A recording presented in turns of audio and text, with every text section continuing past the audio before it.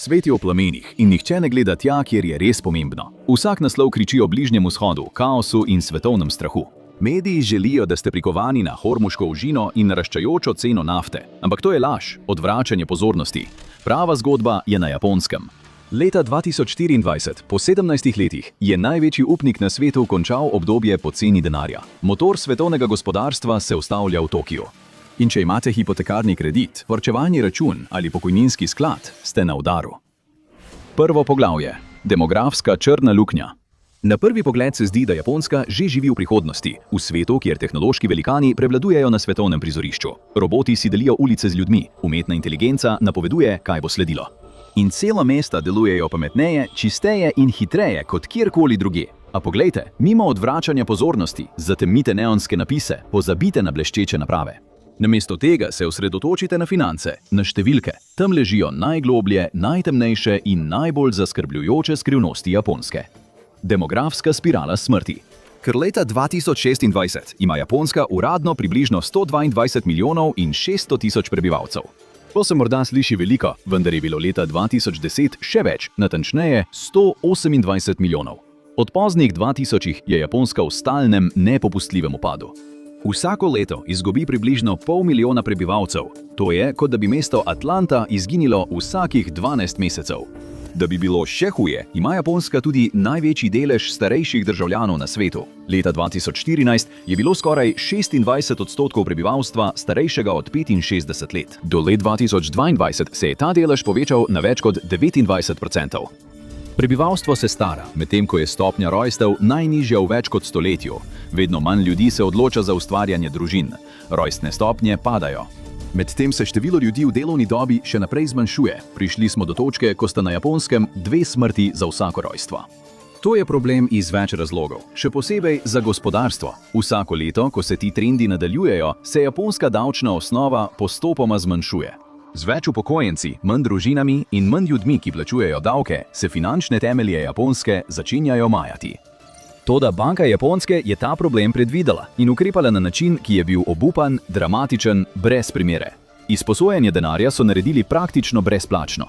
Namesto da bi zvišali obrestne mere za boj proti problemu, so jih ohranili na ničli, včasih so šli celo pod ničlo. Hkrati so v sistem črpali bilijone jenov. Banka Japonske je postala ena največjih kupcev lastnih delnic. Pravzaprav je socializirala svoj borzni trg, samo zato, da je ohranila delovanje. To je bila igra na srečo, povezana z ogromnim tveganjem. Nobena druga centralna banka katerekoli večje razvite države na svetu ni delovala na enak način kot Japonska. A nekako se je ta igra na srečo izplačala, vsaj za nekaj časa. Ljudem in podjetjem ni bilo treba skrbeti, da bi morali vračati veliko več, kot so si prvotno izposodili. Posojila so postala skoraj preveč mamljiva, da bi se jim uprli. Družine so jih jemale, podjetja so jih jemala. Vsi so hoteli sodelovati. Zakaj pa ne? Bilo je skoraj, kot da bi bil denar zastonj.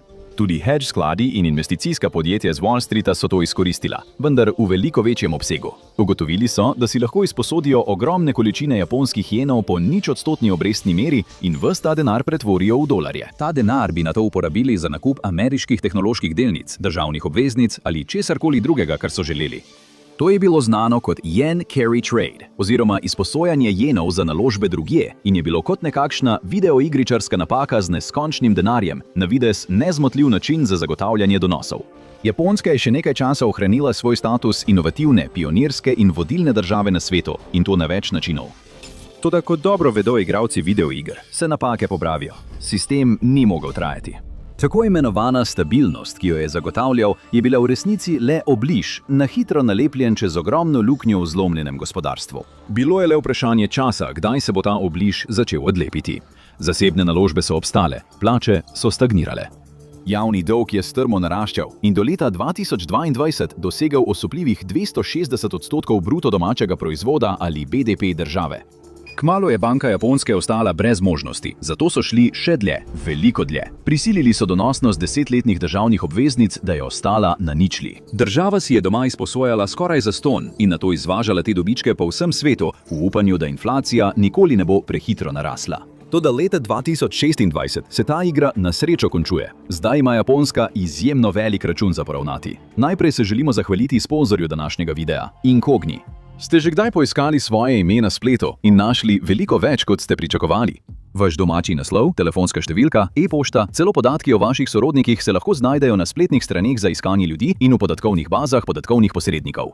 In ko so te podatki enkrat tam zunaj, jih lahko uporabijo za prevare z lažnim predstavljanjem, krajo identitete, nadlegovanje ali kaj še hujšega. Zato sem se odločil preizkusiti Incogni. Začeti je bilo enostavno. Ustvaril sem svoj račun, izbral, čigave osebne podatke želim odstraniti in dal Incogniju dovoljenje, da deluje v mojem imenu. Od tam naprej Incogni v vašem imenu stopi v stik s podatkovnimi posredniki, pošlje zahteve za odstranitev, se ukvarja z ugovori in vas sproti obvešča o napredku.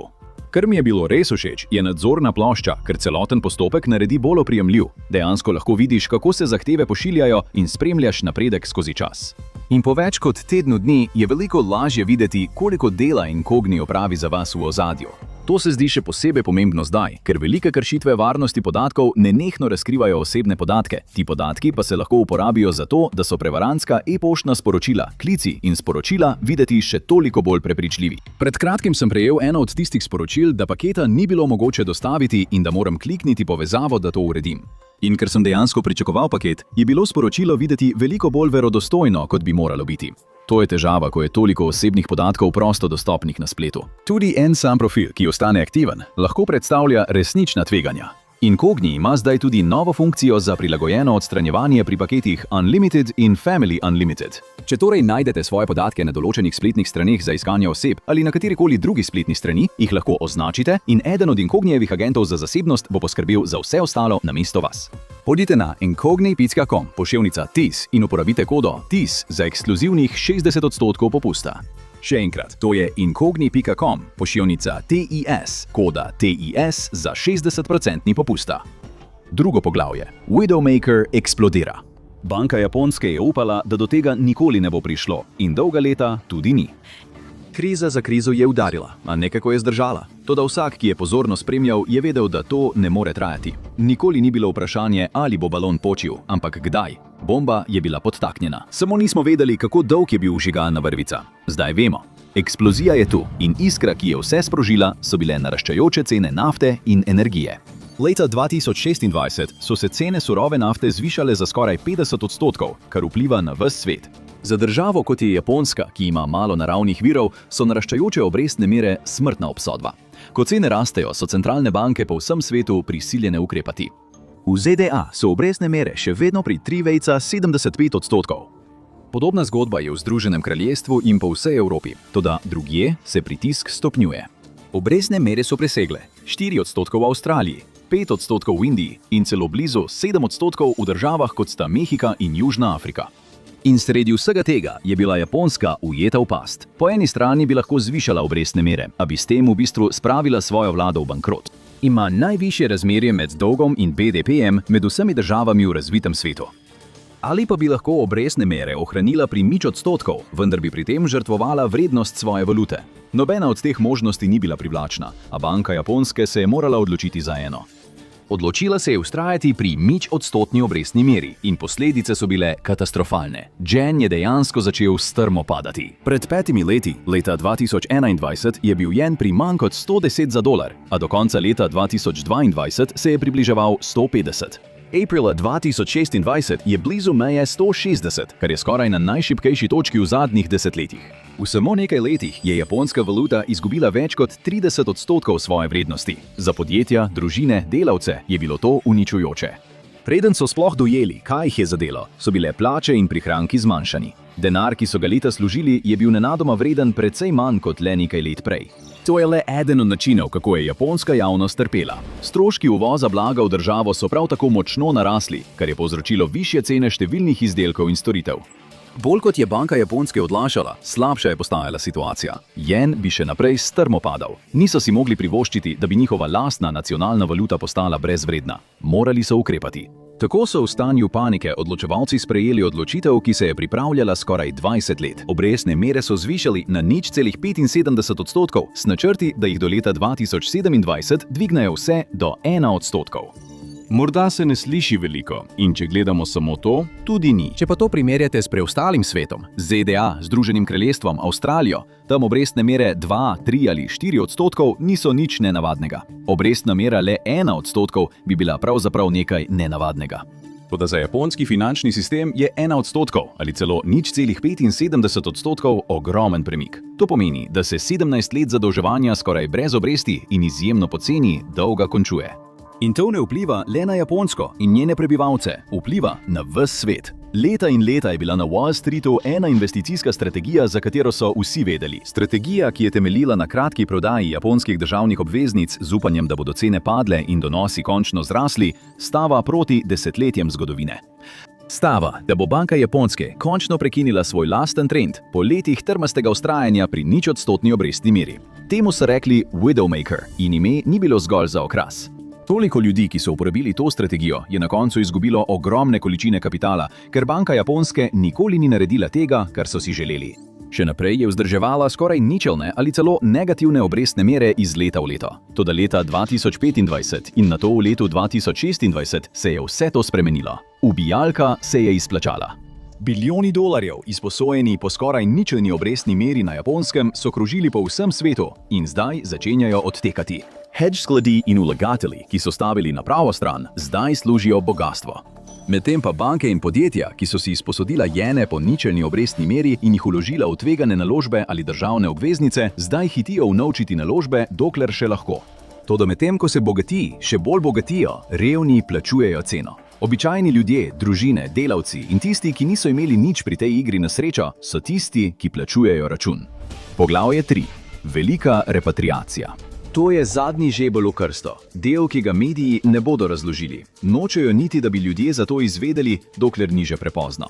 Dogodek, ki je hkrati katastrofalen in skoraj neviden. Zlom, ki ga ne boste pričakovali, a bo oblikoval gospodarsko prihodnost ne le Japonske, temveč tudi Združenih držav Amerike in številnih drugih držav po svetu. Udarni val, ki bi ga lahko čutili leta, celo generacije, repatriacija jena.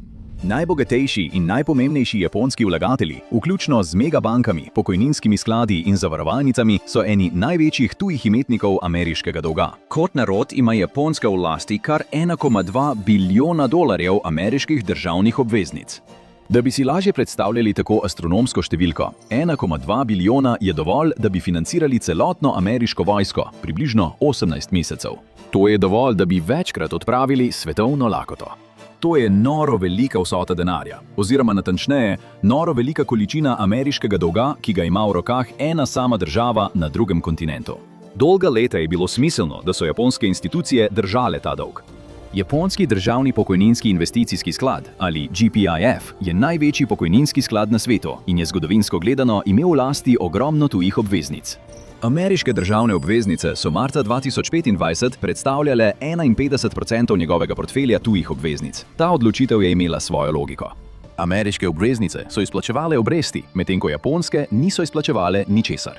Toda zdaj to logiko odplavlja naraščajoči val japonskih obrestnih mer.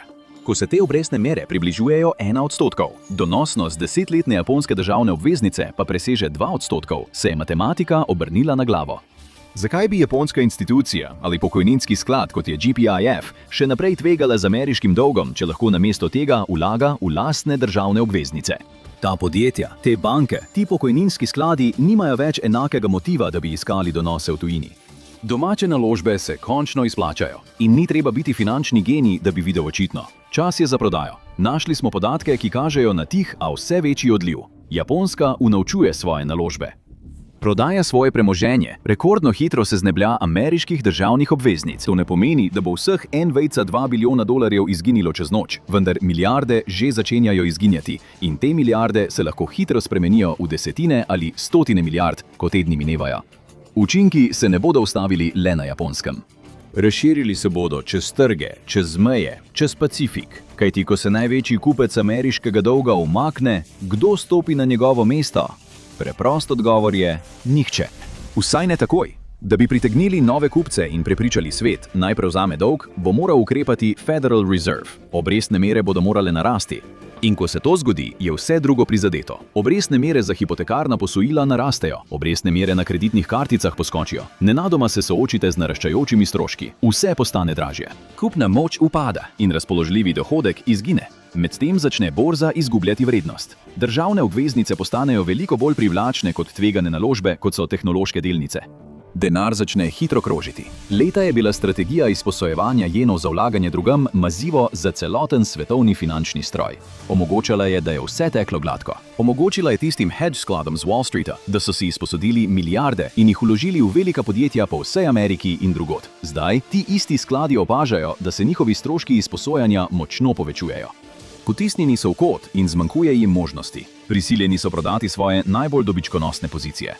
Delnice in podjetja, kot so Apple, Nvidia, Microsoft, so vsa razprodana, samo zato, da pokrijajo naraščajoče dolgove v jenih. To je nevidni zlom, ne polni naslovnic. Ne vključuje množične panike na newyorški borzi ali velikih množic ljudi, ki protestirajo na ulicah. Dogaja se tiho v ozadju in svet nima pojma.